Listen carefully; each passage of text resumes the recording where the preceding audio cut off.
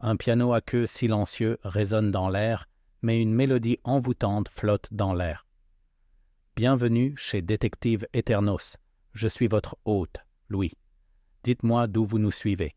J'adore voir cette communauté grandir. Maintenant, entrons dans le mystère.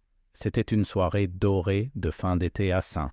Mary Mead, de celles qui encouragent les roses à s'attarder un peu plus longtemps sur leurs tiges et inviter les villageois à s'arrêter devant leur portail pour échanger quelques mots avec les voisins de passage. Le long de la High Street, les commerçants fermaient leurs portes et le faible son d'un piano flottait à travers les fenêtres ouvertes de Hawthorne Hall, une mélodie douce et hésitante qui semblait osciller entre répétition et souvenir.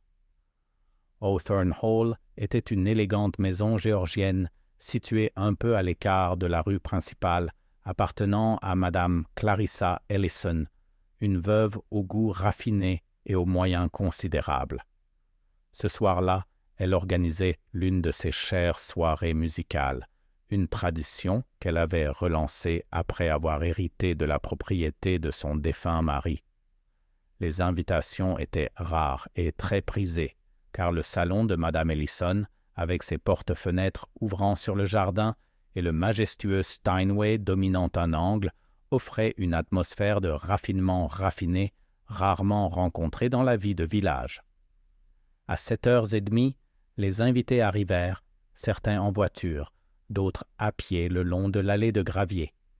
Miss Marple, vêtue avec élégance d'une douce robe gris tourterelle et d'un cardigan assorti, fut parmi les premières à entrer. Elle avait été invitée, soupçonnée, elle, moins pour son goût pour la musique que pour le désir bien élevé de Madame Ellison de présenter un échantillon représentatif du village. Pourtant, rien ne manqua aux yeux bleus perçants de Miss Marple, de la légère raideur de l'accueil de Madame Ellison à la façon dont une jeune femme de chambre s'attardait près de la porte du hall, écoutant plutôt qu'en s'occupant des manteaux.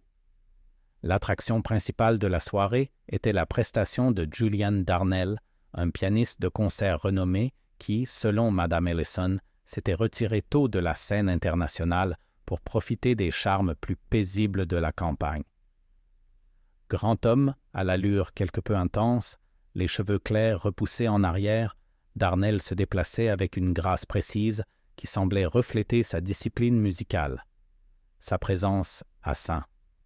Mary Mead suscitait une curiosité considérable depuis des mois, d'autant plus qu'il louait le pavillon sur la propriété de Madame Ellison.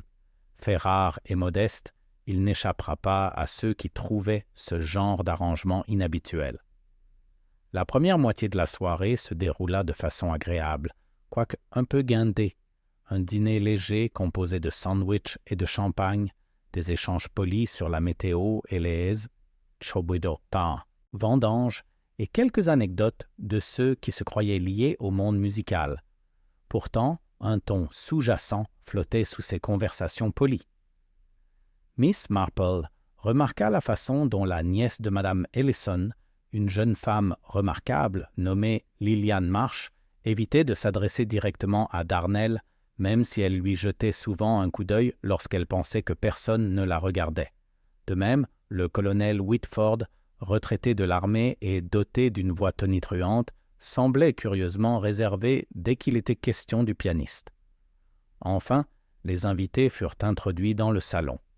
Darnell s'assit au Steinway, ajustant son siège et fléchissant les doigts. Un silence s'installa.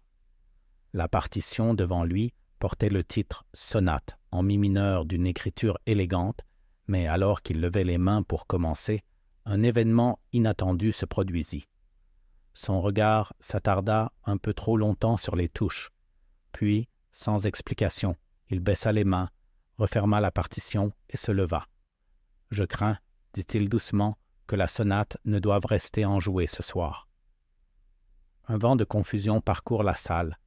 Le sourire de Madame Ellison se figea, bien que sa main se crispait sur le dossier d'une chaise voisine. Quelqu'un toussa, et un autre invité tenta une remarque légère, mais la tension était indéniable.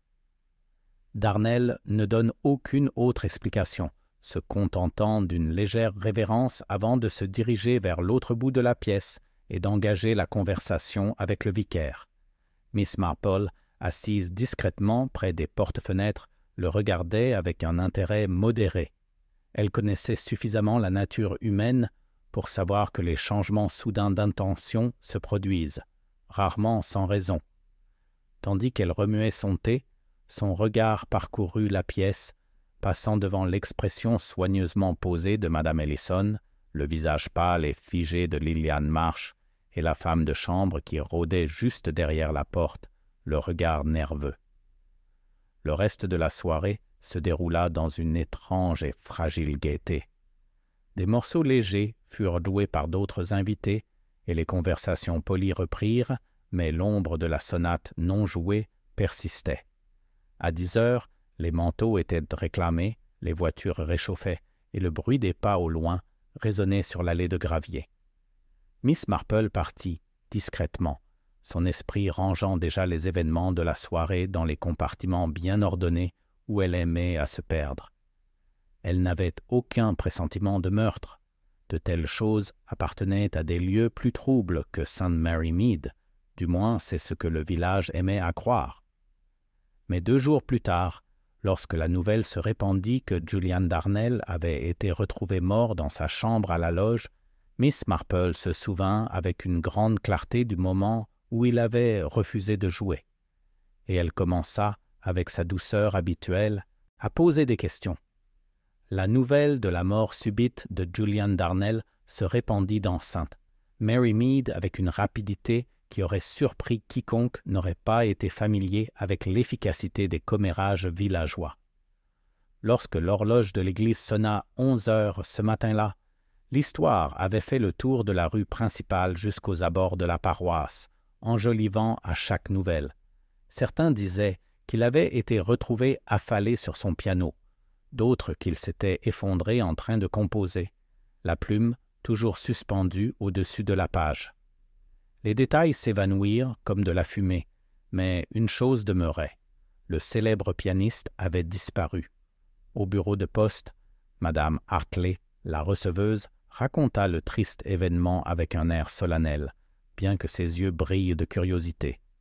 Elle prétendait tenir de source sûre qu'il n'y avait eu aucun signe de maladie et que M. Darnell était d'excellente humeur la veille. De l'autre côté du comptoir, Mademoiselle Pierce, la vieille fille qui s'occupait de raccommodage, secoua la tête. « Ces artistes, dit-elle d'un ton entendu, portent toujours le poids d'une mélancolie cachée. » À midi, le salon du presbytère s'anime de spéculations chuchotées. Madame Price Ridley était convaincue qu'il s'agissait d'une insuffisance cardiaque provoquée par une excitation excessive et des horaires irréguliers. La femme du pasteur, plus prudente, évoqua la possibilité d'un malaise nocturne dont il ne se réveilla jamais. Seul M. Clément, le pasteur lui-même, avait l'air grave et parlait peu, ce qui suffisait à alimenter encore davantage les discussions. Mademoiselle Marple, quant à elle, vaquait à ses occupations avec son industrie tranquille habituelle. Elle avait passé la matinée à équeuter des roses fanées dans son jardin, repensant aux bizarreries de la soirée à Hawthorne Hall. Elle repensa au refus brutal de jouer, aux regards échangés entre la nièce de Madame Ellison et le pianiste, et au léger malaise dans les manières de la servante. Rien de tout cela n'était concluant, bien sûr, mais pour Miss Marple, le comportement humain était rarement sans cause. Cet après-midi-là, elle accepta une invitation à prendre le thé avec Madame Ellison. C'était une journée ensoleillée, et les portes-fenêtres étaient grandes ouvertes sur le jardin, bien que la pièce elle-même paraissait étrangement étouffante. Madame Ellison était pâle, sa coiffure habituellement impeccable légèrement décoiffée, et elle accueillit Miss Marple avec une chaleur qui ne dissimulait pas entièrement sa tension. « C'est une affaire si épouvantable, » dit Madame Ellison en versant du thé dans de fines tasses en porcelaine. « Julian allait bien, c'était un ami. Pensez à son départ si soudain. » Elle laissa sa phrase s'éteindre et secoua la tête. Miss Marple sirota son thé. « Il semblait en bonne santé quand je l'ai vu jeudi soir, » dit-elle doucement.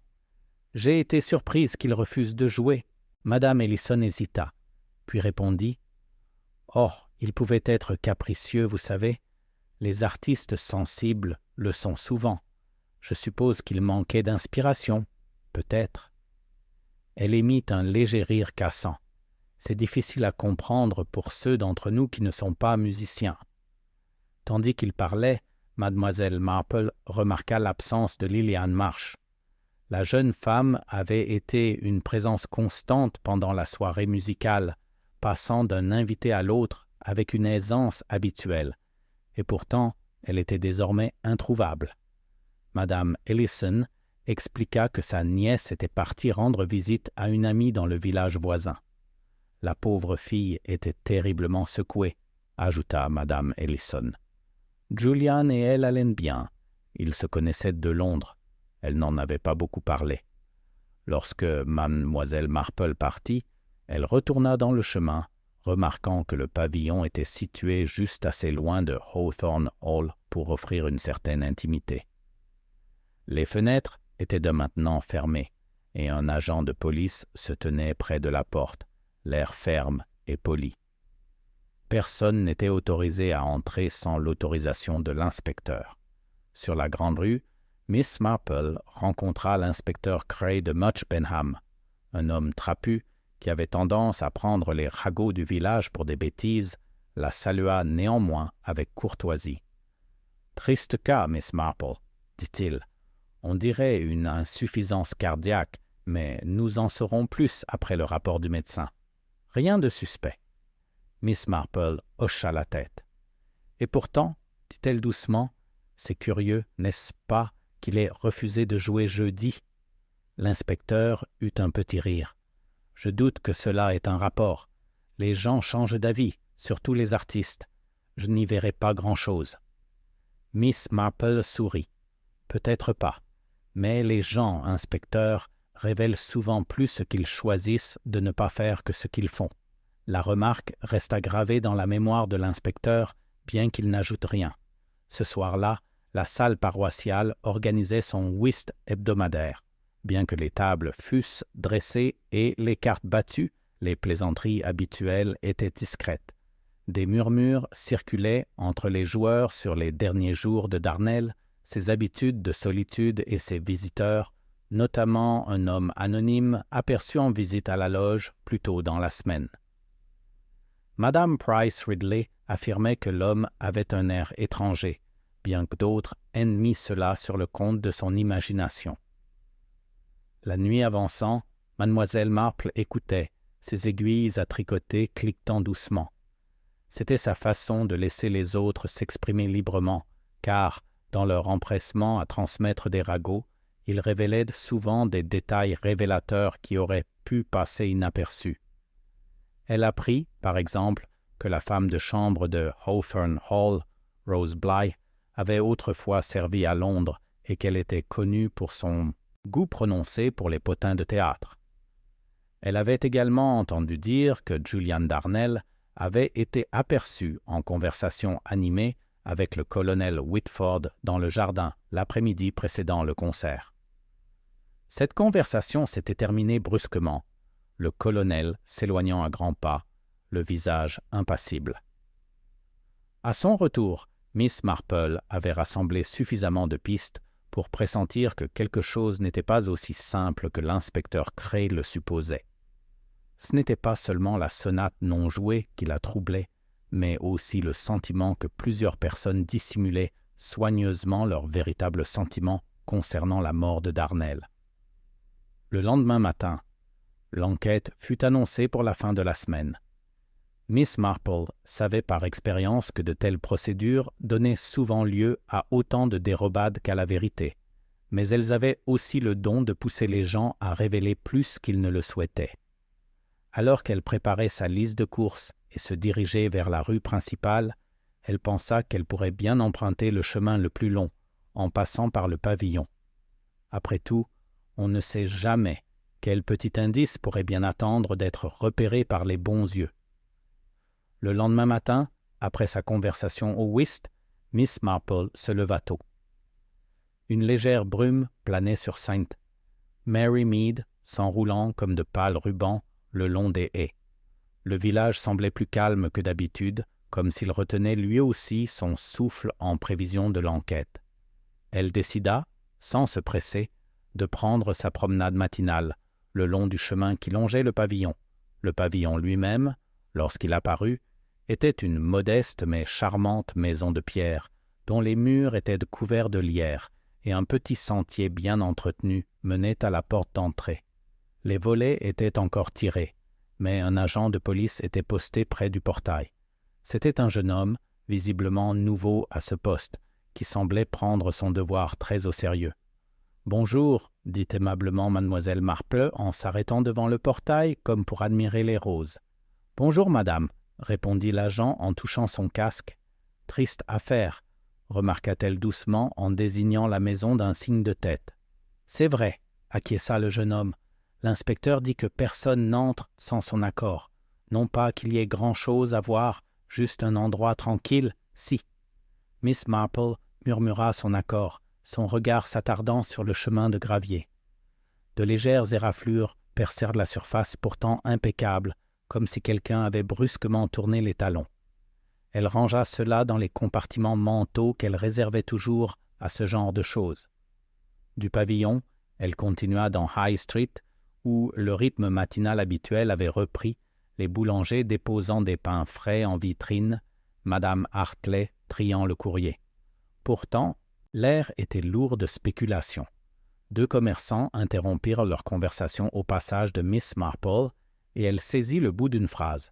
« Si c'est vrai, pourquoi pas lui ?» Mais ils s'interrompirent et s'occupèrent de ranger les boîtes de conserve. Son arrêt suivant fut chez le primeur, où Madame Price Ridley disserte sur sa dernière théorie. « Je vous le dis, disait-elle, c'était l'attention. Jouer pour tous ces grands de Londres, puis devenir hérétique, cela avait dû être comme tomber de très haut. Pas étonnant que sa santé ait décliné. » Miss Marple, acceptant son panier de pommes, murmura quelque chose sur l'importance de l'air frais et d'une vie tranquille. Elle savait par expérience que contredire Madame Price Ridley ne faisait que la conforter dans son opinion. Dans l'après-midi, Miss Marple rend visite au colonel Whitford. Son cottage était une propriété solide et bien entretenue, avec un jardin d'une propreté militaire. Le colonel l'accueillit avec une cordialité impertinente, bien que son regard semblât légèrement méfiant. « Entrez, Miss Marple, entrez. Vous avez sans doute entendu la conversation, » dit-il en la conduisant dans son bureau. « Oui, » répondit-elle en s'installant dans un fauteuil. « Quel choc pour tout le monde. J'ai cru comprendre que vous aviez parlé à M. Darnell la veille de son décès. » La moustache du colonel se hérissa. « Pure coïncidence, » dit-il rapidement. « Nous nous sommes rencontrés dans le jardin de Hawthorne Hall, juste quelques mots échangés. Rien de bien extraordinaire. » L'expression de Miss Marple était douce. « Oh, je ne devrais pas y penser. Je me demandais simplement, comme on le fait dans un petit endroit comme celui-ci, si M. Darnell semblait souffrant. » Il hésita, puis secoua la tête. « Non, pas souffrant, mais préoccupé, et peut-être un peu trop curieux pour son propre bien. Les musiciens, vous savez, posent toujours des questions. »« Quel genre de questions ?» demanda Miss Marple, comme par hasard. Le colonel fronça les sourcils. « Oh, des choses insignifiantes. Sur le régiment où j'ai servi, sur certaines personnes que je connaissais à Londres, rien qui vaille la peine d'être répété. » Il s'éclaircit la gorge. « Du thé ?» Miss Marple accepta, mais elle remarqua le léger tremblement de sa main lorsqu'il versa. Ce soir-là, alors que le soleil déclinait, Miss Marple reçut une visiteuse inattendue, Rose Bly, la femme de chambre de Hawthorne Hall. La jeune fille se tenait sur le pas de la porte, tordant son tablier entre ses mains. « J'espère ne pas vous déranger, Miss Marple, » dit-elle en entrant lorsqu'on l'y invite. « C'est juste que je ne sais pas à qui parler.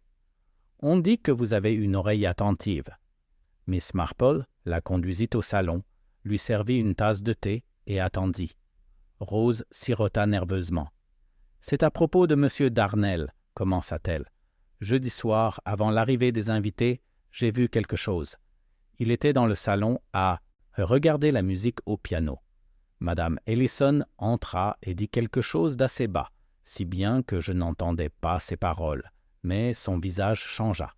Pas vraiment en colère, mais fermé, comme s'il avait refermé une porte dans sa tête. Et quand elle partit, il resta là un long moment, les yeux fixés sur les touches. Miss Marple écouta sans l'interrompre. « Et il y a autre chose, » poursuivit Rose en baissant la voix.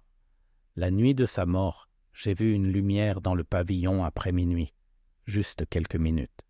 Puis il a fait nuit.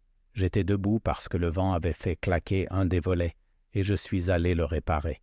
Je suis sûr d'avoir vu quelqu'un entrer. »« Avez-vous reconnu cette personne ?» demanda doucement Miss Marple. Rose secoua la tête. « Trop sombre. Mais ce n'était pas M. Darnell. Il avait une posture plus droite. Cette personne était, je ne sais trop, voûtée. » Miss Marple la remercia et promit de garder la conversation confidentielle. Après le départ de Rose, elle resta assise un moment dans son fauteuil, le tic-tac de l'horloge de la cheminée résonnant dans la pièce silencieuse. La sonate non jouée, le gravier éraflé, les évasifs du colonel, et maintenant le récit de Rose sur ce mouvement nocturne dans la loge, les fils d'une tendance commençaient à se dessiner. Pourtant, Miss Marple le savait. Les tendances pouvaient être trompeuses. Elle attendrait l'enquête et, en attendant, elle écoutait. Les gens, dans les moments de tension, en disaient souvent plus qu'ils ne le pensaient. Et la vérité, telle une mélodie interrompue au milieu d'une mesure, finit par exiger d'être élucidée. Le jour de l'enquête s'annonça radieux et anormalement chaud, même si l'atmosphère a ceint. Mary Mead était tout sauf légère. En milieu de matinée, on pouvait voir de petits groupes de villageois se diriger vers la salle paroissiale, où devaient se dérouler les cérémonies. La salle elle-même, habituellement lieu de brocante et de répétition de chorale, avait été réaménagée avec une atmosphère solennelle, des tables disposées en un rectangle bien net, des chaises alignées pour les curieux et les inquiets. Mademoiselle Marple arrive tôt, se glissant discrètement sur un siège le long du mur latéral.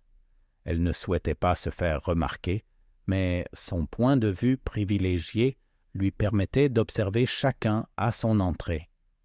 Madame Ellison entra la première, vêtue de noir avec dignité, le menton légèrement relevé, l'expression maîtrisée. Liliane Marsh la suivit quelques minutes plus tard, pâle et abattue, les yeux baissés comme pour éviter tout regard. Le colonel Whitford arriva avec une ponctualité militaire, ses chaussures cirées claquant sur le parquet, bien qu'il semblât réticent à regarder Madame Ellison. L'inspecteur Cray était déjà en place, échangeant quelques mots à voix basse. Avec le coroner, l'inspecteur était calme, presque dédaigneux, comme s'il s'attendait à ce que les événements de la journée confirment son hypothèse initiale de cause naturelle. Le coroner, un homme corpulent, un pince-nez posé en équilibre précaire sur le nez, remua ses papiers tandis que la salle s'installait. Le premier à témoigner fut le docteur Langford, le médecin local. D'une voix claire et posée, il décrivit son appel au pavillon tôt le matin du décès de Darnell. Le défunt fut retrouvé assis à son piano, précisa le docteur Langford, tête baissée, les mains posées sur le couvercle fermé. Aucun signe de lutte, aucune blessure apparente. Son expression était paisible. « Et la cause du décès ?» demanda le coroner. « Probablement une insuffisance cardiaque. Il y a cependant quelques particularités. Une légère congestion pulmonaire et une faible odeur, peut-être due à un aliment récemment ingéré. » Un murmure parcourt le couloir. L'inspecteur Cray se pencha en avant, fronçant légèrement les sourcils. « Cette odeur évoquait-elle un poison, docteur ?» demanda le coroner. Le docteur Langford hésita. « Je ne l'écouterai pas sans une analyse plus approfondie, mais ce n'est pas une odeur courante, plutôt proche de l'amande amère. » Cela provoqua un émoi audible, car même ceux qui n'avaient pas beaucoup de connaissances en chimie connaissaient le lien entre cette odeur et certaines substances mortelles. Les aiguilles de Miss Marple, travaillant silencieusement sur ses genoux, s'immobilisèrent un bref instant avant de reprendre leur rythme régulier. Rose Bly fut appelée ensuite. Elle s'approcha de la table avec nervosité, jetant un coup d'œil au visage rassemblé. Son récit concordait avec ce qu'elle avait dit à Miss Marple en voyant la lumière dans la loge après minuit, la silhouette qui bougeait à l'intérieur et son sentiment qu'il ne s'agissait pas de M. Darnell. L'inspecteur Cray posa quelques questions rapides pour vérifier sa certitude, mais Rose resta ferme. Ce n'était pas lui. Je reconnaîtrais sa façon de se tenir n'importe où. Madame Ellison suivit. Elle parla avec calme, bien qu'il y eût un tremblement dans sa voix lorsqu'elle décrivit son amitié avec le pianiste. Julian était un invité de ma propriété et un ami cher. Je ne peux imaginer que quiconque lui souhaite du mal. Elle confirma qu'elle organisait la soirée musicale et mentionna son refus soudain de se produire, l'attribuant à un changement d'humeur sans plus de spéculation. Lorsque le coroner l'interrogea sur les événements de la nuit précédant le décès, Madame Ellison hésita un instant avant de dire qu'elle s'était retirée tôt et n'avait rien entendu d'inhabituel. Mademoiselle Marple, qui observait depuis son siège, remarqua que le regard de Liliane Marsh se posa brièvement sur sa tante à ce moment-là, comme si elle voulait parler, mais se ravisait. Le témoignage du colonel Whitford fut bref et concis. Oui, il avait connu Darnell de passage. Oui, ils ont échangé quelques mots dans le jardin jeudi. Non, la conversation n'avait eu aucune importance, juste le temps et quelques connaissances communes. Il affirma ne pas avoir revu Darnell avant la découverte du corps. Le dernier témoin était Liliane Marsh. Elle s'avança avec une grâce tranquille, les mains jointes devant elle. À voix basse, elle confirma connaître Darnell de son séjour à Londres. « Il a été gentil avec moi quand j'étais nouvelle dans la ville », dit-elle en choisissant ses mots avec soin. Elle prétendit avoir quitté la salle tôt le soir de la soirée musicale, se retirant dans sa chambre avec un mal de tête. Lorsqu'on lui demanda si elle avait vu ou entendu quelque chose d'inhabituel cette nuit-là, Liliane secoua la tête. Mais Miss Marple, qui avait passé sa vie à observer les petites trahisons d'expression, remarqua le léger pincement de ses lèvres et le rapide coup d'œil vers Madame Ellison. C'était le genre de regard qu'on lance quand on n'a plus à dire, mais que le dire serait gênant. Après l'expulsion des témoins, le coroner résuma. Si les preuves médicales indiquent une insuffisance cardiaque, la possibilité d'un acte criminel subsiste, compte tenu de la mention par le médecin de l'odeur d'amande. L'enquête fut ajournée dans l'attente de résultats complémentaires. À l'extérieur de la salle, l'atmosphère était chargée de spéculations.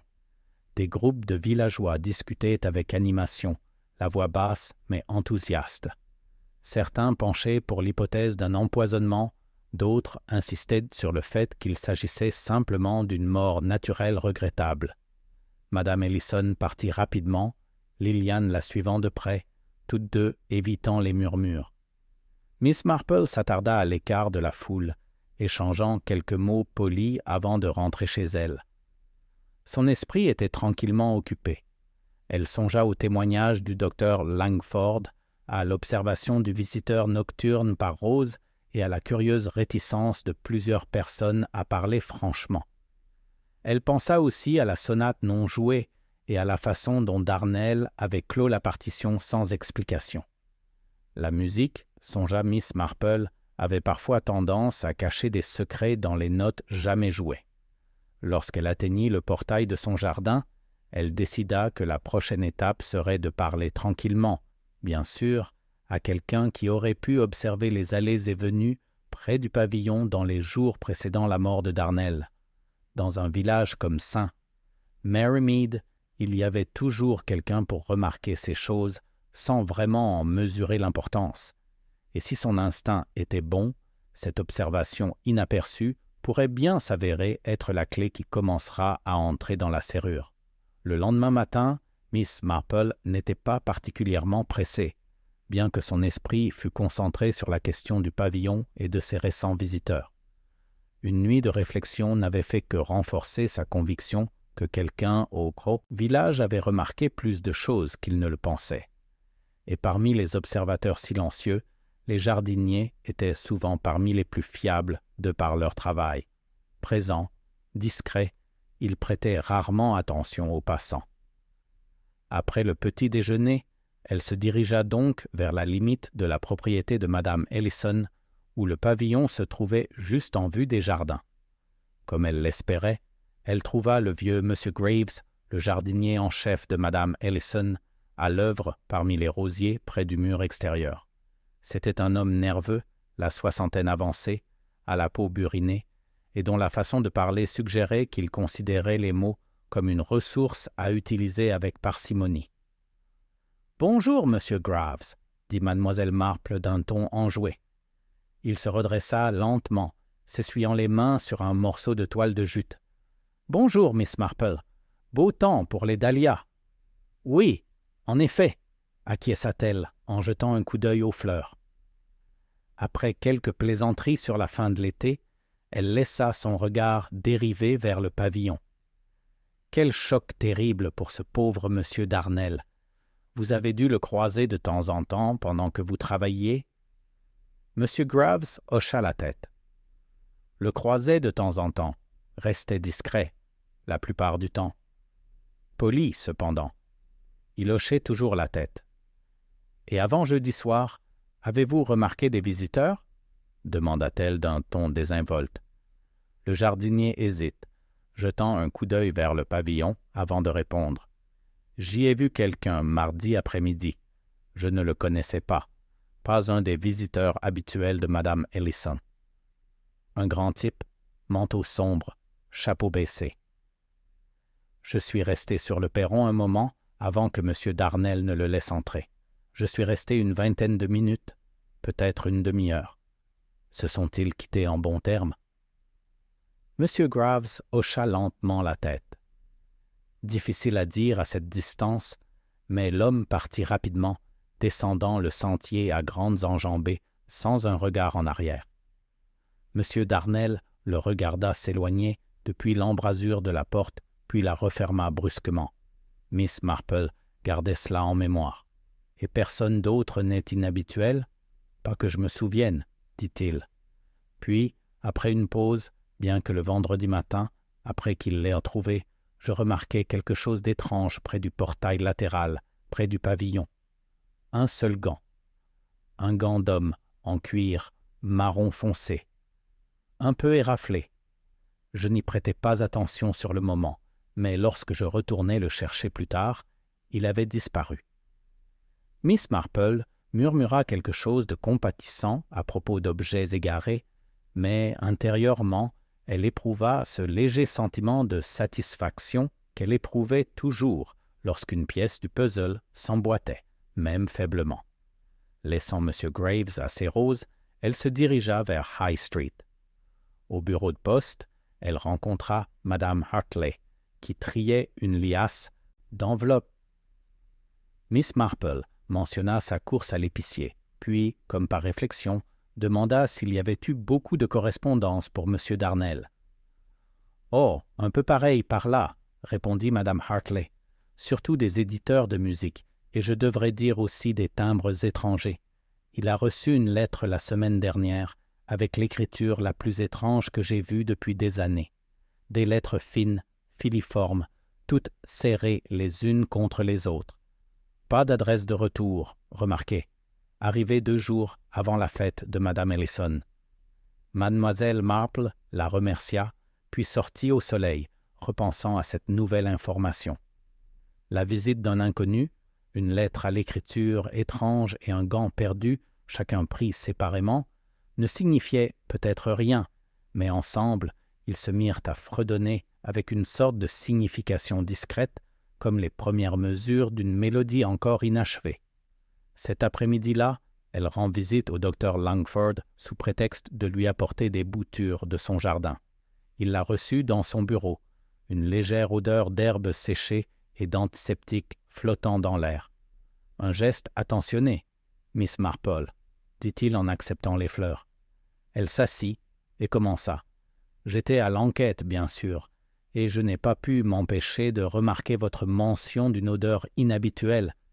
Si ce n'est pas impertinent, je me demandais si vous aviez depuis reçu les résultats du laboratoire. Il secoua la tête. Pas encore. Il devrait arriver demain. Mais je suis assez sûr de mes propres observations. Les amandes amères sont rarement confondues. Et pourtant, dit Miss Marple, tous ceux qui les sentent n'en tirent pas la même conclusion.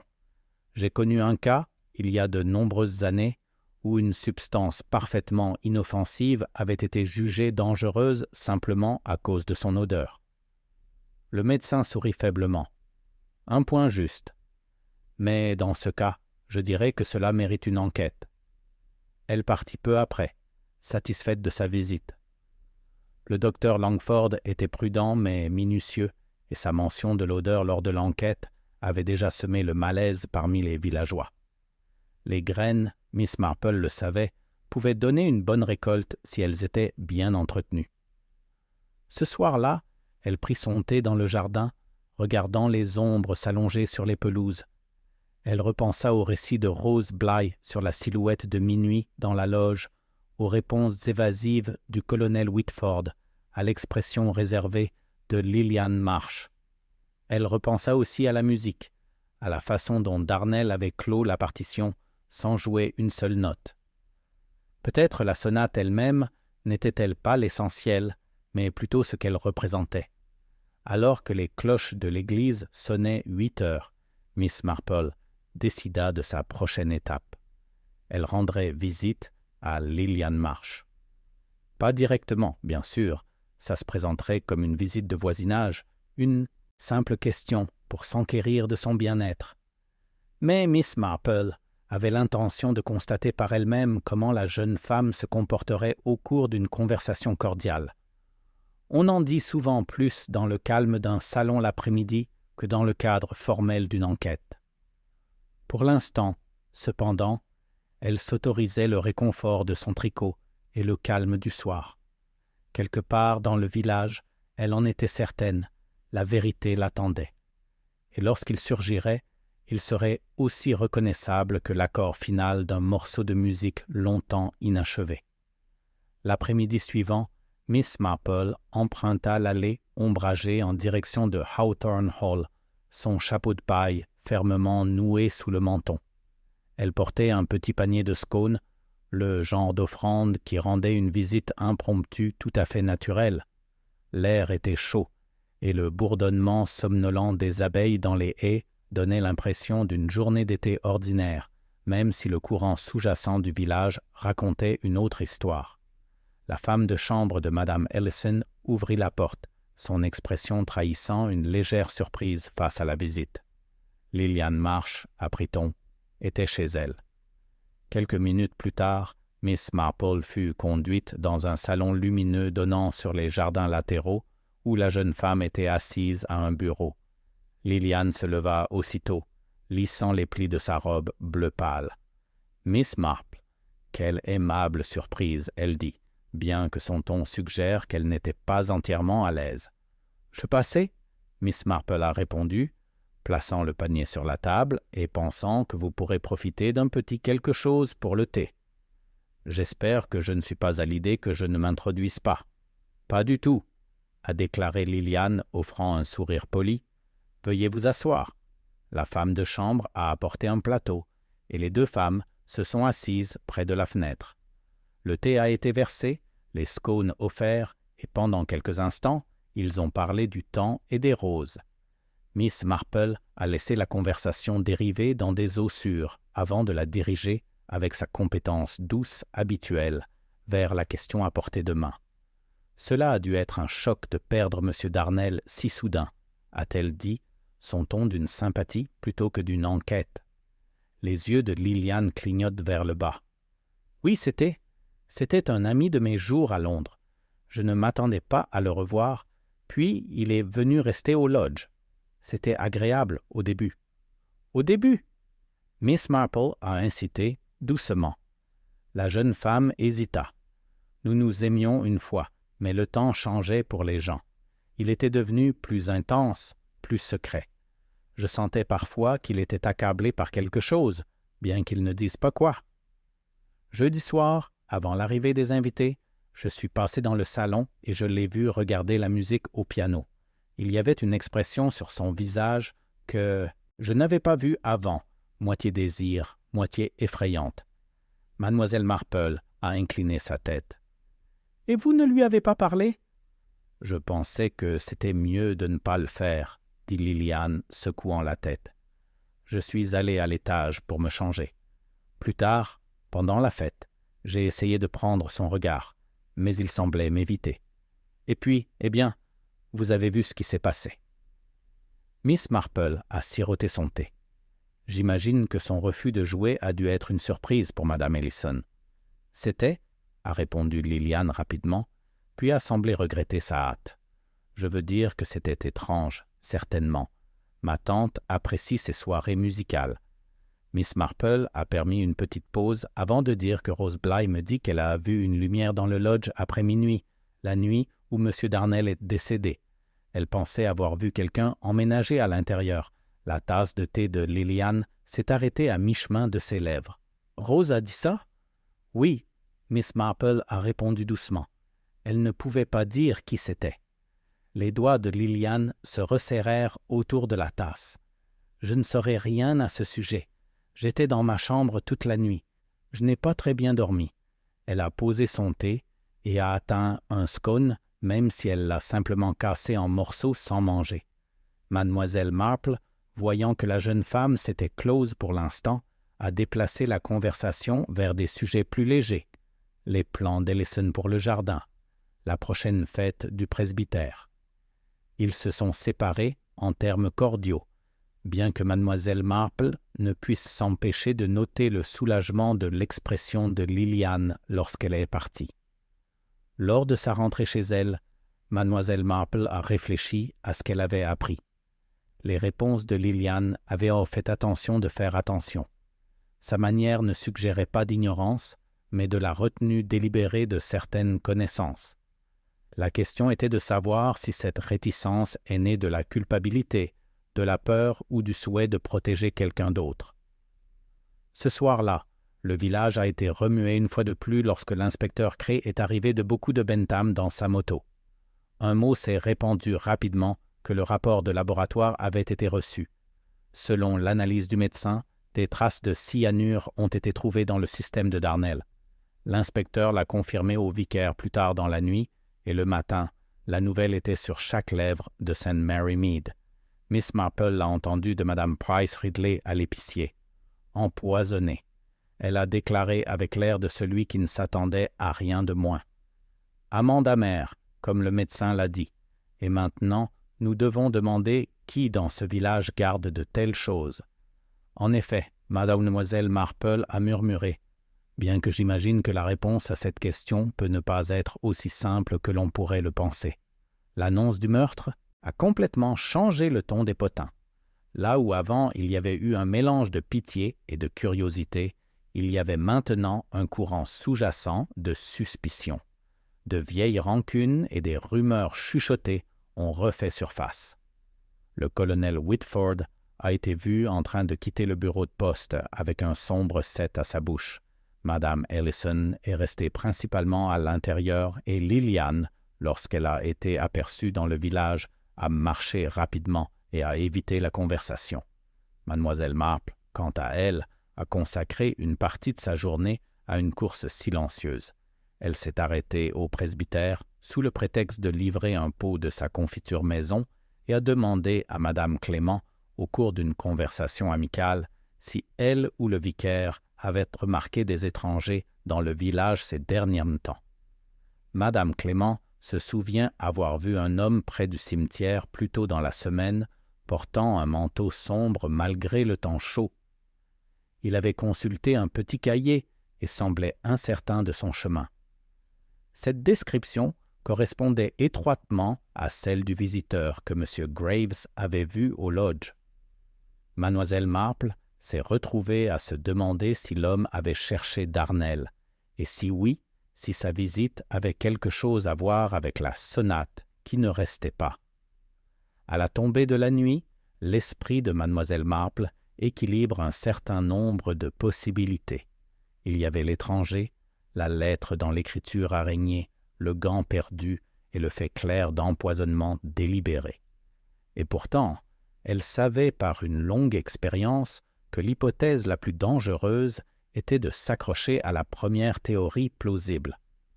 Les êtres humains, se rappela-t-elle, étaient rarement simples dans leur motivation. Alors qu'elle mettait son tricot de côté et se préparait pour le lit, elle a décidé de s'occuper d'une autre affaire le matin.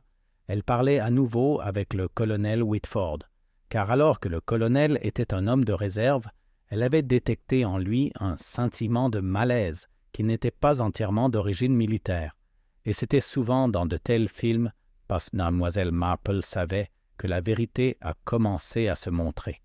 Le lendemain matin, le couvert, le ciel d'un gris pâle qui semblait adoucir les contours des chalets le long de la voie. Miss Marple a trouvé le temps bien adapté à ses intentions. Le soleil, elle savait, rendait souvent les gens plus gardés. Une journée plus calme, avec un soupçon de pluie dans l'air, était mieux pour faire confiance à la confiance.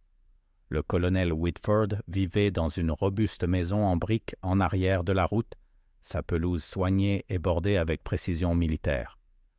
Mademoiselle Marple s'est approchée à un rythme mesuré. Son pas n'est pas indemne, son expression celle d'un voisin sur un appel purement social. Le colonel lui-même a ouvert la porte, l'air quelque peu surpris, mais pas mécontent. « Miss Marple, good morning. »« Qu'est-ce? Qui vous amène un jour comme celui-ci? »« Oh, je passe juste, » dit-elle avec sa douceur habituelle. « Je pensais que je pourrais vous déranger pendant quelques minutes si vous n'avez pas d'engagement pressant.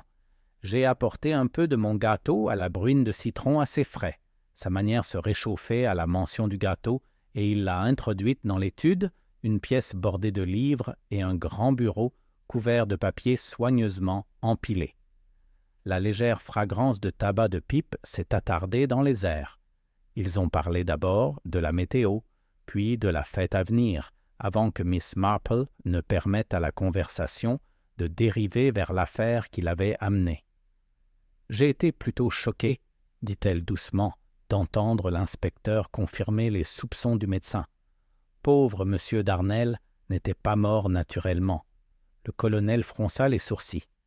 Une affaire épouvantable, un meurtre dans notre paisible village. Je n'aurais pas cru cela possible. La vie a le don, observa Miss Marple, de glisser l'inattendu dans les situations les plus paisibles. Je repensais à notre brève conversation lors de l'enquête. Vous avez mentionné avoir rencontré M. Darnel dans le jardin. J'espère que vous ne m'en voudrez pas de lui demander s'il avait quelque chose à régler. Il s'agita sur sa chaise. Il posait des questions sur quelques personnes que j'avais connues à Londres il y a des années. Le genre de questions qu'on n'attend pas d'un pianiste. Je lui dis que je n'avais rien à dire à ce sujet et en restais là. Pensez-vous qu'il ait pu avoir des ennuis? Le colonel hésita, puis dit « Il m'a fait l'effet d'un homme qui porte un lourd fardeau. Mais était-ce dû à des dettes, à du chantage ou simplement à sa conscience?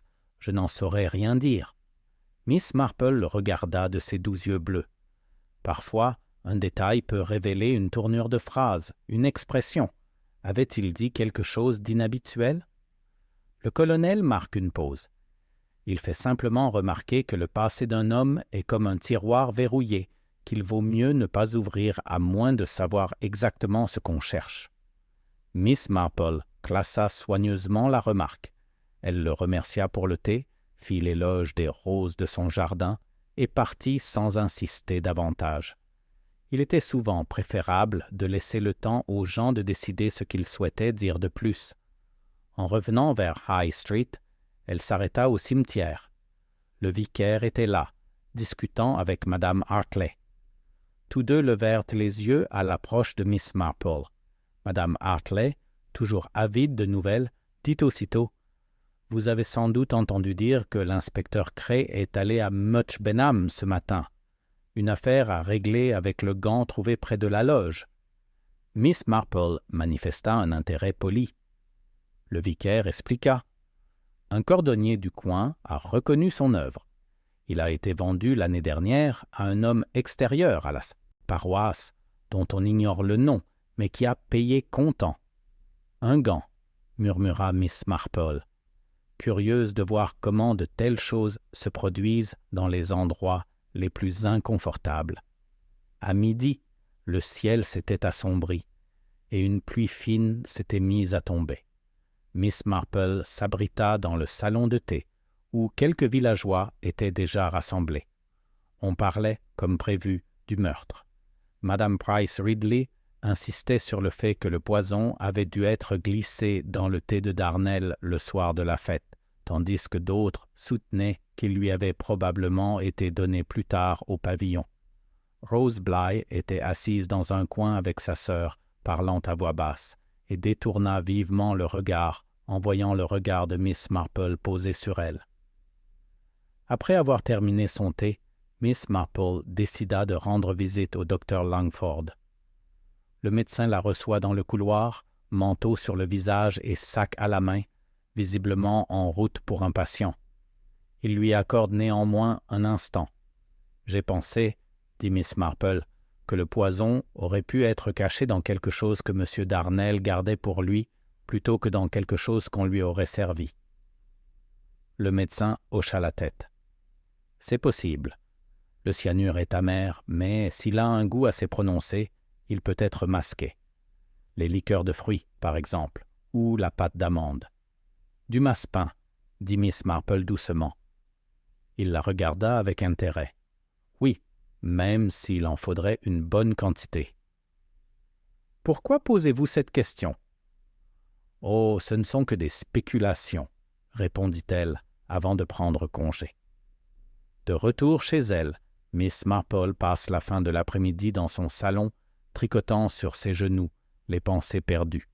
Elle réfléchit à la remarque du colonel concernant le tiroir verrouillé, l'inconnu aperçu près du cimetière, et l'idée que quelque chose appartenant à M. Darnel puisse être le véhicule du poison. Le soir tombait lorsqu'on frappa à la porte. C'était Rose Bly, l'air troublé. Elle entra sur l'insistance de Miss Marple et se percha au bord d'une chaise. « Je n'allais rien dire, » commença Rose, mais avec l'inspecteur qui posait des questions, je me disais que je devrais peut-être le faire. La veille de la mort de M. Darnel, j'ai aperçu Mademoiselle Lilian près du portail latéral en train de parler à quelqu'un. Je ne pouvais pas voir qui c'était, dans l'ombre, mais elle semblait bouleversée. Elle regardait sans cesse par-dessus son épaule. Et puis, le lendemain, il avait disparu. Mademoiselle Choiselle Marple écoutait en silence, les yeux rivés sur le visage de Rose. « Tu as bien fait de me le dire, » dit-elle enfin. « Mais mieux vaut garder cela pour nous pour le moment. La vérité, ma chère, est une créature timide, elle ne se montre qu'au moment opportun. » Une fois Rose partie, Mademoiselle Marple retourna s'asseoir. Dehors, la pluie crépitait doucement sur les fenêtres, et quelque part au loin, le faible son d'un piano flottait dans l'air, humide, un fragment de mélodie, inachevé, comme le mystère lui-même. Le lendemain, une faible lumière automnale s'abattit sur Sainte Mary Mead, la pluie étant passée dans la nuit. L'air était vif et les haies luisaient faiblement sous la rosée persistante. Miss Marple prenait son petit déjeuner près de la fenêtre, son tricot à côté d'elle, mais intact. Son esprit était occupé par la confession nocturne de Rose Bly Lilian Marsh, devant le portail latéral, parlant à une silhouette inconnue dans l'ombre. C'était une chose d'avoir un visiteur mystérieux à la loge, c'en était une autre d'avoir ce même sentiment de secret lié à la nièce de Madame Ellison. En milieu de matinée, Miss Marple se dirigeait vers High Street. Elle avançait sans urgence apparente, s'arrêtant pour saluer les voisins et admirer les jardins, mais son regard ne manquait que de peu. À la poste, Madame Hartley était derrière le comptoir, triant une nouvelle livraison. « Quelle agitation ce matin !» dit la postière lorsque Miss Marple entra. « L'inspecteur est de retour et reparti chez le vicaire il y a à peine une demi-heure. »« Oh !» demanda Miss Marple d'un ton léger. « Et y avait-il des nouvelles ?» Madame Hartley se pencha. Il tenait une lettre à la main qui semblait officielle, et il demanda des nouvelles de cet étrange homme qui rôdait dans les parages plus tôt dans la semaine. « Vous savez, le grand gaillard au manteau sombre. Je lui ai dit que je ne l'avais pas vu depuis mardi. » Miss Marple la remercia, récupéra ses timbres et passa son chemin. Le fait que l'inspecteur Cray poursuivait activement l'inconnu signifiait que l'affaire était loin d'être anecdotique. En se dirigeant vers le marchand de légumes, elle faillit percuter le vicaire lui-même, qui marchait d'un pas distrait. « Ma chère Miss Marple. »« Ah, pardonnez-moi, je suis assez distrait, » dit-il avec un sourire hâtif. « Je viens de parler avec l'inspecteur Cray. Il semble que le monsieur aperçu près du cimetière ait donné un faux nom lorsqu'il s'est renseigné à l'auberge. »« Vraiment ?» répondit Miss Marple. « Cela suggérerait qu'il avait quelque chose à cacher. » Le vicaire hocha gravement la tête. « Tout à fait. Malheureusement, l'inspecteur n'a pas d'adresse pour lui, bien qu'il soupçonne qu'il ait pris le train pour Londres vendredi matin. » Ils se séparèrent au coin de la rue et Miss Marple poursuivit sa route, songeant aux différentes possibilités. Si l'homme avait rencontré Liliane à la porte latérale, qu'aurait-il pu avoir pour justifier un tel secret? Et s'il avait quitté le village le jour de la mort de Darnel, le moment était suggestif. Cet après-midi-là, elle décida de faire une petite expérience. Elle sortit vers le chemin qui passait derrière Hawthorne Hall, un chemin plus calme où elle pourrait observer sans attirer l'attention. De là, elle aperçut la porte latérale dont Rose avait parlé. C'était une modeste porte en bois, à moitié cachée par des lilas envahissants. Elle resta immobile quelques minutes, comme pour admirer la haie, mais personne ne passa. De retour dans la rue principale, elle s'arrêta au salon de thé. Là, par hasard, elle trouva Liliane Marsh assise seule à une petite table près de la fenêtre.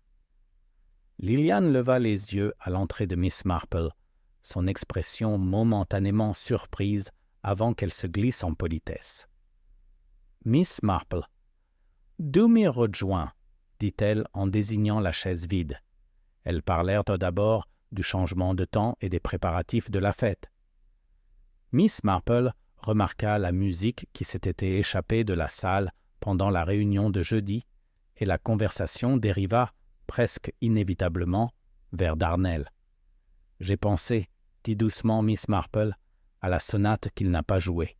On se demande ce qui l'a poussé à choisir ce moment pour clore la partition. » La main de Liliane, levant sa tasse, hésita légèrement. Peut-être n'était-il pas prêt à l'interpréter. Les musiciens peuvent être exigeants sur ce genre de choses. Bien sûr, Miss Marple acquiesça. Pourtant, parfois, ce n'est pas la musique qui les trouble, mais les circonstances qui l'entourent, les personnes présentes dans la pièce, par exemple. Liliane esquissa un petit sourire tendu. « Je n'en sais rien. » Elle posa sa tasse et jeta un coup d'œil vers la rue. « Je dois vraiment y aller pour faire des courses. » Miss Marple la laissa partir sans protester, mais elle ne put s'empêcher de remarquer la précipitation de son départ. Plus tard dans la soirée, alors qu'elle s'occupait de ses rosiers, Miss Marple reçut une autre visite inattendue de M. Graves, le jardinier. Il se tenait maladroitement à la grille, casquette à la main. « Je vous demande pardon, Miss Marple, » commença-t-il, « mais j'ai pensé que vous voudriez peut-être revoir ce grand gaillard ce matin, près du bord du chemin, près du pavillon. Je n'ai pas pu m'approcher suffisamment pour lui parler, mais il portait une petite mallette en cuir. Je me suis dirigé vers le sentier qui mène à la route principale. « Vous a-t-il vu ?» demanda Miss Marple. « Je ne pense pas, » répondit le jardinier. Il était un peu pressé. Après son départ, Miss Marple réfléchit à cette nouvelle information. Si l'étranger n'avait pas quitté le village, comme le croyait l'inspecteur, alors il avait des affaires en suspens. La mallette en cuir était intrigante. Son contenu pouvait aller d'une partition à quelque chose de plus sinistre. Le lendemain matin, un événement mineur mais révélateur survient. Alors qu'elle allait chercher les œufs des poules du presbytère, Miss Marple entendit 2 femmes discuter près du pré. Elles parlaient à voix basse, mais une phrase lui parvint clairement. Elle ne le dira jamais, pas si cela signifie que son nom sera révélé. Bien que leur identité ne fût pas explicitée, Miss Marple ne pouvait s'empêcher de soupçonner que Liliane Marsh et l'inconnu étaient liés. Et si Liliane protégeait effectivement quelqu'un, la nature de cette protection pourrait bien être la clé de toute l'affaire. À la fin de la journée, Miss Marple avait décidé d'élargir son champ d'investigation. L'inconnu avait échappé à l'inspecteur, mais dans un village comme St. Marymead, quelqu'un l'aurait croisé peut-être sans même s'en rendre compte. Un mot à l'aubergiste, une conversation informelle avec le portier de la gare, une question au laitier qui faisait sa tournée matinale, telles étaient les pistes qu'elle explorait. Pour l'instant, cependant, elle était assise tranquillement dans son salon, le tic-tac de l'horloge stable dans la chaude lumière de la lampe. Le motif se formait lentement, telle une broderie qui prend forme point après point.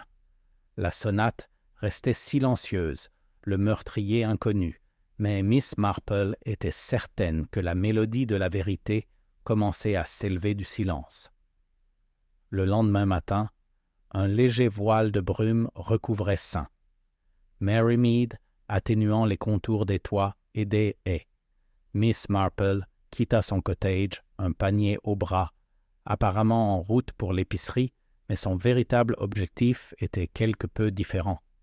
Elle avait décidé qu'il était temps d'enquêter plus en profondeur sur les déplacements de l'étranger, en commençant par les personnes les plus susceptibles de l'avoir vu sans y attacher d'importance. Son premier arrêt fut la petite auberge à la sortie du village. M. Prowse, l'aubergiste, astiquait des verres derrière le bar à son arrivée. Il leva les yeux et hocha la tête d'un air cordial. « Bonjour, Miss Marple. Vous êtes sortie tôt. J'ai pensé faire un tour avant que la journée ne soit trop chaude, » dit-elle en posant son panier. « Je me demande, Monsieur Prowse, si vous avez eu des invités inhabituels ces derniers temps. Peut-être un grand monsieur, en manteau sombre, voyageant seul. » Monsieur Prowse fronça les sourcils, pensif. Il y avait un type comme ça, oui, il est arrivé mardi après-midi et a demandé son chemin pour Hawthorne Hall. Il n'a pas pris de chambre, remarquez. J'ai pris une tasse de thé, pris quelques notes dans un petit carnet en cuir et je suis parti. Un homme discret, même si j'avais l'impression qu'il était pressé. A-t-il donné un nom? Il a écrit quelque chose dans le registre des visiteurs. Monsieur H. Carter, c'était ça. Mais je ne jurerais pas que c'était son vrai nom. Miss Marple l'a remercié et a continué son chemin. Son prochain arrêt était à la gare où M. Jeffers, le portier, était adossé à une brouette.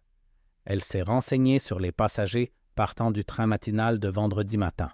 « Puisque vous le dites, dit M. Jeffers, il y avait un grand gaillard avec une petite valise. Je suis monté à bord pour Londres, mais le plus étrange, environ 1 heure plus tard, je l'ai revu, sortant du chemin près du vieux moulin. Il a dû descendre à l'arrêt suivant et revenir à pied. C'est bizarre, acquiesça Miss Marple avec douceur. Peut-être avait-il oublié quelque chose. C'était possible, dit le portier, même si son ton suggérait qu'il n'y croyait pas. De la gare, elle prit l'étroit chemin de traverse qui menait au vieux moulin. C'était un chemin tranquille, bordé d'un côté par des champs et de l'autre par une bande de bois. Son regard parcourut lentement le sol, notant les ornières récentes et quelques traces de pas dans les zones plus meubles. Les traces menaient au moulin, puis bifurquaient vers le chemin qui courait derrière Hawthorne Hall, le chemin même près duquel Rose Bly avait vu Liliane parler à la silhouette dans l'ombre. Elle s'arrêta à l'endroit où le chemin tournait, la haie offrant un excellent écran à quiconque s'approchait du portail latéral. Ça aurait été un lieu de rencontre idéal pour 2 personnes souhaitant rester discrètes. Lorsqu'elle atteignit la grande rue, elle avait déjà une idée. encore trop vague pour s'y fier. Elle s'arrêta au salon de thé pour prendre une tasse de thé et y trouva l'inspecteur Cray, assis près de la fenêtre, un carnet ouvert devant lui. Il se leva poliment à son approche. « Ah, Miss Marple, dit-il, vous serez intéressée d'apprendre que nous avons confirmé que le poison était du cyanure de potassium. Aucun doute là-dessus. Un meurtre. »« Quelle horreur !» dit Miss Marple.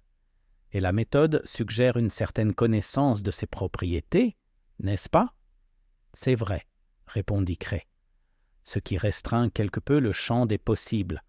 Pourtant, nombreux sont ceux qui auraient pu le lui glisser à la fête, dans ses appartements, voire dans un objet qu'il gardait pour lui. Miss Marple hocha légèrement la tête, comme pour acquiescer, puis demanda « Et l'étranger ?» Le visage de l'inspecteur s'assombrit. « Nous avons un nom, mais aucune certitude qu'il soit authentique. » Carter se faisait appeler. Aucune trace de son séjour dans les environs et la piste est perdue. Miss Marple eut un air compatissant, mais ne dit rien de plus. Elle avait appris depuis longtemps que les inspecteurs n'appréciaient pas toujours les déductions discrètes d'un amateur avant d'être prêts à les entendre.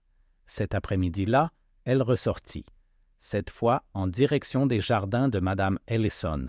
Elle trouva M. Graves en train de tailler la haie près du portail principal. Après un bref échange sur la météo, elle demanda si le portail latéral était souvent utilisé. « Pas beaucoup, » répondit-il, « surtout par le personnel qui allait chercher des choses. Mais j'ai vu mademoiselle Liliane l'utiliser 1 ou 2 fois la semaine dernière. »« Toujours le soir, remarquez. Et la veille de la mort de M. Darnell. » M. Graves hésite. « Je ne pourrais pas le jurer, mais je le crois. Je rangeais mes outils lorsque j'entendis le cliquetis du loquet. Je ne la vis pas partir, mais j'entendis des pas dans le chemin. Mademoiselle Marple le remercia et rentra chez elle, l'esprit tourné vers la sonate non jouée. Quelque chose la tracassait encore. Pourquoi choisir ce soir-là pour refuser une représentation? Pourquoi fermer la partition si délibérément devant un public? À moins, bien sûr, que la sonate elle-même ne soit un signal, ou son absence un signal. Plus tard, tandis que les lampes s'allument dans son salon, elle s'assied avec son tricot et réfléchit aux découvertes de la journée. L'étranger s'était approché du hall et avait évité les logements formels. Il avait rencontré Liliane à la porte latérale ou près de celle-ci, peut-être plus d'une fois. Il avait pris le train pour revenir à pied et on l'avait de nouveau vu portant un étui en cuir. Tout cela suggérait un but, quelque chose dans le village qui valait la peine de revenir, même au risque d'être découvert. La difficulté résidait dans la question de savoir si ce but était directement lié à la mort de M. Darnell ou si les 2 événements s'étaient simplement conjugués par hasard. Miss Marple ne croyait pas aux coïncidences, mais elle croyait au pouvoir trompeur des apparences. Elle décida que la prochaine étape serait d'en apprendre davantage sur la sonate. Quelque part dans son histoire, dans le choix de sa tonalité, de son compositeur, ou même dans l'écriture de sa partition, se trouvait peut-être le fil conducteur de ces événements épars. Et une fois ce fil trouvé, elle en était certaine, il lui permettrait de comprendre le reste du mystère. Le lendemain matin, le temps était devenu venteux. Les nuages filaient dans le ciel pâle et le vent agitait les branches dans des mouvements incessants. Miss Marple était assise à son bureau, une plume à la main, rédigeant un court mot à une vieille connaissance de Bath, M. Stephen Latham, un professeur de musique à la retraite qui avait enseigné dans un conservatoire londonien.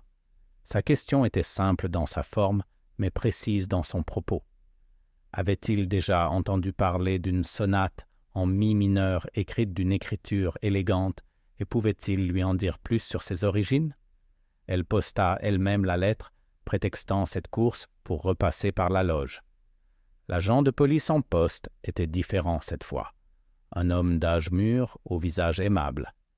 Miss Marple s'arrêta pour admirer les chrysanthèmes d'automne plantés dans le petit massif près du portail, remarquant leur couleur. Ce faisant, Elle aperçut un bout de papier coincé juste sous le bord du banc de jardin adossé au mur. L'agent, voyant son intérêt, le ramassa et le lui tendit. Il s'agissait d'un morceau d'enveloppe déchiré dont le rabat manquait et dont seul un fragment de l'adresse était visible. Burn Street, W.C. 2. L'écriture était du même style fin et arachnéen que Mme Hartley avait décrit en parlant de la lettre que Darnell avait reçue 2 jours avant la fête. « Un tas de bêtises », dit l'agent en la jetant à la poubelle. Miss Marple esquissa un léger sourire. « Peut-être, mais même les bêtises ont leur histoire. » Elle continua dans High Street, où elle s'arrêta au presbytère. Madame Clément était dans la cuisine, en train de préparer des fleurs pour l'église. Autour du thé, Miss Marple demanda, comme par hasard, si Madame Clément avait assisté à la soirée musicale. Elle n'y était pas allée, mais son mari avait mentionné une chose étrange. Pendant l'entr'acte, on avait entendu Darnell demander au vicaire s'il possédait encore un vieux registre paroissial des années 1880.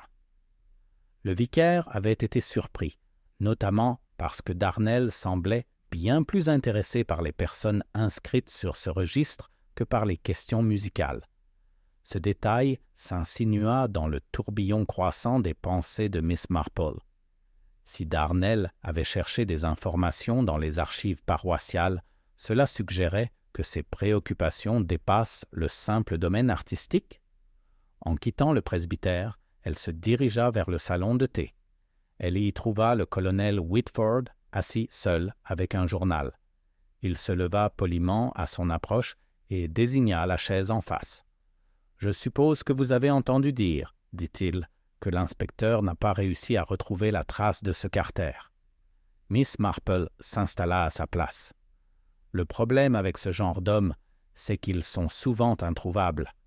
Ce n'est pas le genre de talent qu'on acquiert du jour au lendemain. » Le colonel esquissa un sourire sombre. Silence. Il sembla sur le point d'en dire plus, puis se ravisa. Miss Marple laissa le silence s'éterniser avant de dire « J'ai réfléchi à ce que vous m'avez dit, à savoir que M. Darnell vous avait interrogé sur des personnes que vous connaissiez à Londres.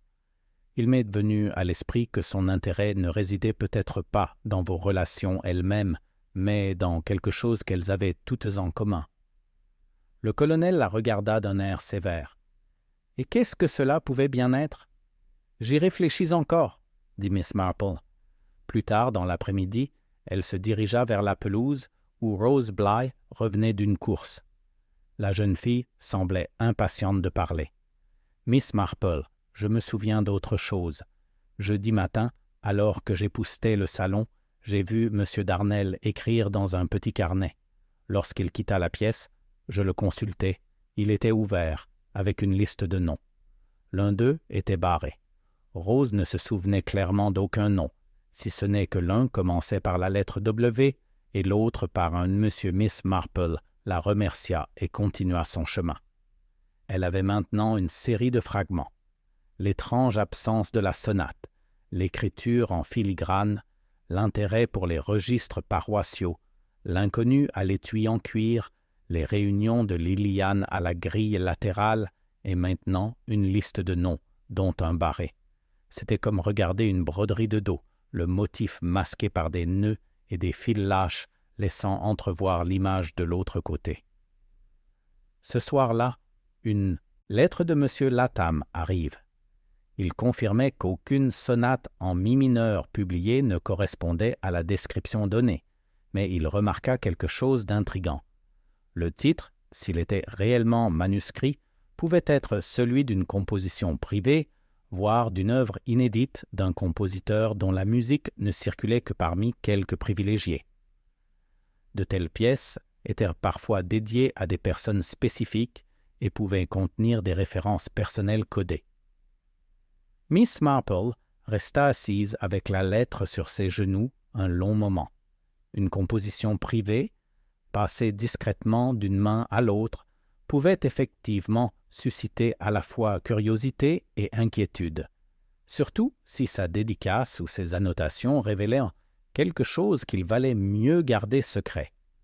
Le lendemain matin, elle décida de rendre une nouvelle visite discrète à Liliane. Elle trouva la jeune femme dans le jardin, en train de tailler les rosiers tardifs. « Bonjour, ma chère, » dit aimablement Miss Marple. « J'ai pensé à votre ami, Monsieur Darnel. » Avait-il déjà parlé d'un morceau de musique particulier comme ayant une signification particulière pour lui? Le regard de Liliane se posa sur la rose qu'elle était en train de tailler. « La sonate, » dit-elle après une pause, « ce n'était pas seulement une performance, c'était personnel. Il m'avait dit un jour qu'elle était liée à quelqu'un qu'il connaissait depuis longtemps. Je n'ai jamais demandé qui. Il disait que certaines choses étaient plus sûres et qu'on ne les disait pas. » Miss Marple hocha la tête comme pour témoigner sa sympathie. « Parfois, oui, mais la vérité, quand elle vient, a une façon d'arriver, qu'on le veuille ou non. » Elle laissa Liliane avec cette pensée et retourna lentement à son cottage. Dans son esprit, les fils se resserrent. La sonate n'était pas seulement un choix artistique, c'était une clé.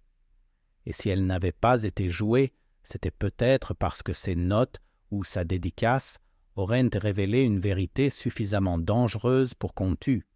Elle aurait besoin d'en savoir plus sur son histoire et sur les personnes présentes dont les noms pourraient y être liés.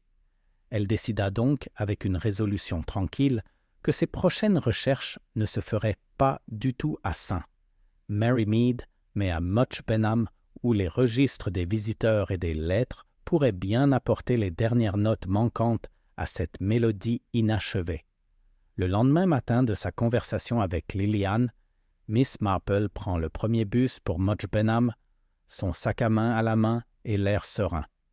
Le trajet fut court, les haies bordant la route encore humide de rosée, et le bus à moitié plein de passagers en route pour le marché. Elle descendit près du centre-ville, où les rues étaient déjà animées par les commerçants qui installaient leurs étalages et où flottait une légère odeur de pain frais provenant de la boulangerie. Sa première visite fut à la poste, un bureau bien plus important que celui de St. Mary Mead, avec plusieurs employés derrière le comptoir. Miss Marple attendit son tour, puis demanda à parler au receveur, M. Briggs, d'un petit détail d'histoire locale.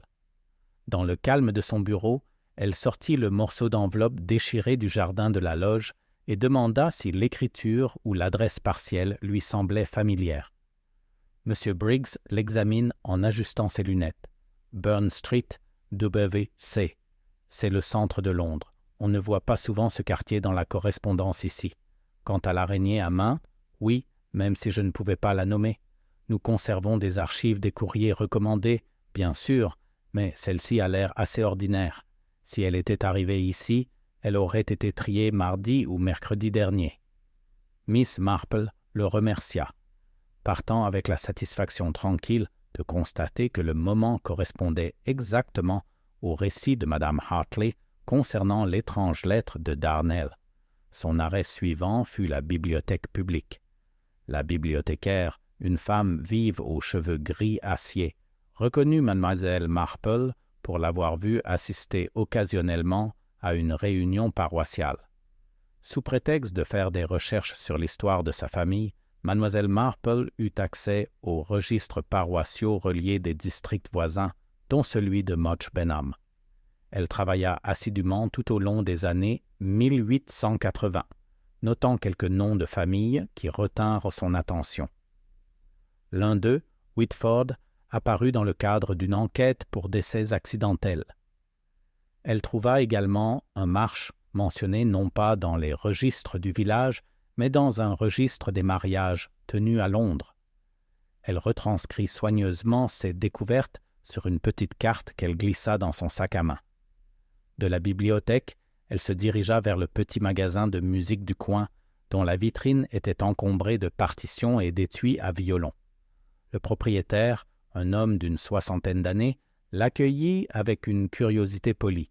Elle expliqua qu'elle cherchait des informations sur une sonate en mi mineur en circulation privée et qu'elle avait entendu dire qu'il vendait parfois des manuscrits rares. À l'évocation de la pièce, il fronça légèrement les sourcils. Je n'ai vu qu'un seul exemplaire de cette sonate, manuscrite il y a de nombreuses années, sans marque d'éditeur. Elle provenait d'une vente immobilière privée à Londres. Une œuvre assez émouvante, si je me souviens bien. On disait qu'elle avait été composée pour une femme de marque, mais le nom n'a jamais été rendu public. « Et y avait-il une dédicace ?» demanda Miss Marple d'une voix douce. « Oui, juste des initiales. J.W. » Elle le remercia, quitta la boutique et s'arrêta dehors pour réfléchir. J.W. pouvait être n'importe qui, mais, combiné à sa note précédente dans les registres paroissiaux, cela suggérait une piste à suivre. Sa dernière course à Much Benham était au petit hôtel près de la gare. Elle demanda, comme par hasard, si un client nommé Carter y avait séjourné récemment. Le commis consulta son registre et secoua la tête. Pas de Carter, mais il y avait un grand monsieur qui avait payé en espèces pour une seule nuit, se faisant appeler Howard West. Il était parti tôt, muni d'un petit étui en cuir. Lorsque Miss Marple revint à Sainte, Mary Mead, le soleil déclinait, projetant une douce lueur sur les toits. Elle passa 1 heure dans son jardin à tailler la lavande, tandis que ses pensées se perdaient méthodiquement dans les découvertes de la journée. La sonate, avec sa dédicace privée, aurait bien pu être un lien avec une personne encore en vie, et si ce lien impliquait la famille de Madame Ellison ou le passé du colonel Whitford, cela pourrait expliquer l'intérêt soudain de Darnell pour les registres paroissiaux. Après le dîner, elle se rend au presbytère pour partager une tasse de thé avec M. Clément. Leur conversation portait sur les préparatifs de la fête, mais avant de partir, elle demanda nonchalamment si le registre paroissial était toujours conservé à la sacristie. M. Clément confirma que oui, ajoutant que le pauvre Darnell semblait terriblement déçu quand je lui ai dit qu'il était en réparation. Il a dit que c'était dommage qu'il ait espéré confirmer une date. De retour chez elle, Mademoiselle Marple était assise dans son fauteuil, tricotant sur ses genoux, le calme du soir troublé seulement par le tic-tac de la pendule. Elle pensa à Liliane Marsh rencontrant l'inconnu en secret, aux échappatoires du colonel Whitford, aux initiales J.W. et à la dangereuse vérité qu'une simple partition pouvait cacher. Son esprit travaillait à merveille. Si la dédicace de la sonate pouvait être liée à un scandale du passé, peut-être à une liaison, peut-être à un héritage, Darnell détenant entre ses mains une arme plus puissante que toute menace ouverte. Dans ce cas, son refus de jouer le morceau à la fête n'était pas un caprice, mais un avertissement ou une décision de se taire. Et pour cette décision, quelqu'un aurait pu décider de le faire taire. Miss Marple savait que le temps des questions posées avec délicatesse touchait à sa fin. Une conversation plus approfondie, pensa-t-elle, pourrait faire éclater la vérité, et elle savait exactement avec qui cette conversation aurait lieu. Le lendemain matin, calme et clair, le village baignait dans cette lumière pâle et prometteuse qui semblait presque inviter aux révélations. Miss Marple prit son petit déjeuner tôt, rangea son petit salon, puis se dirigea vers Hawthorne Hall d'un pas tranquille et déterminé. Elle avait décidé que le moment était venu de parler. Franchement à Madame Ellison et, si possible, à Liliane. La salle était tamisée à son arrivée. Un valet de pied la conduisit dans le petit salon où Madame Ellison était assise près, et de la fenêtre, la lumière reflétant la faible couleur argentée de ses cheveux. Elle accueillit Miss Marple avec sa grâce habituelle, malgré une certaine réserve dans ses manières, comme si elle soupçonnait le but de cette visite. « Ma chère Madame Ellison, » commença Miss Marple en s'installant sur une chaise en face de lui, « je crains de devoir vous parler jeudi soir et de la sonate de M. Darnell. » La main de Madame Ellison, qui reposait légèrement sur la coudoir de son fauteuil, se crispa. « Je ne vois guère en quoi cela pourrait avoir d'importance maintenant. »« Je pense que c'est de la plus haute importance, » répondit doucement Miss Marple. La sonate n'était pas simplement un morceau de musique. C'était un message que vous ne souhaitiez absolument pas entendre. M. Darnell le savait. C'est pourquoi il ferma la partition. Les yeux de Madame Ellison se plissèrent légèrement. « Et qu'est-ce qui vous donne cette idée, si je puis me permettre? » « Parce que, dit Miss Marple, je me suis renseigné à Much Benham. La sonate n'est dans aucun catalogue public. Il s'agit d'une composition privée dédiée à une personne identifiée uniquement par les initiales JW. Les initiales qui correspondent à un nom dans les dossiers paroissiaux liés à une enquête il y a de nombreuses années. Cette enquête implique quelqu'un de près de vous, n'est-ce pas? Madame Ellison respira, mais avant qu'elle ne puisse parler, la porte s'ouvrit et Liliane est entrée, un panier de lettres à la main. Elle se figea en voyant mademoiselle Marple, puis regarda rapidement sa tante. « C'est peut-être mieux, » a dit Miss Marple calmement, « si nous parlons avec l'ouverture totale maintenant. La vérité émerge, que ce soit dans cette salle ou dans le tribunal d'un coroner, et la vérité, mademoiselle March, est que vous avez rencontré un homme à la porte latérale la veille de la mort de M. Darnell. Cet homme est le même étranger qui lui a rendu visite plus tôt dans la semaine. » Le visage de Liliane était drainé de couleur. Elle posa le panier et s'écroula sur une chaise.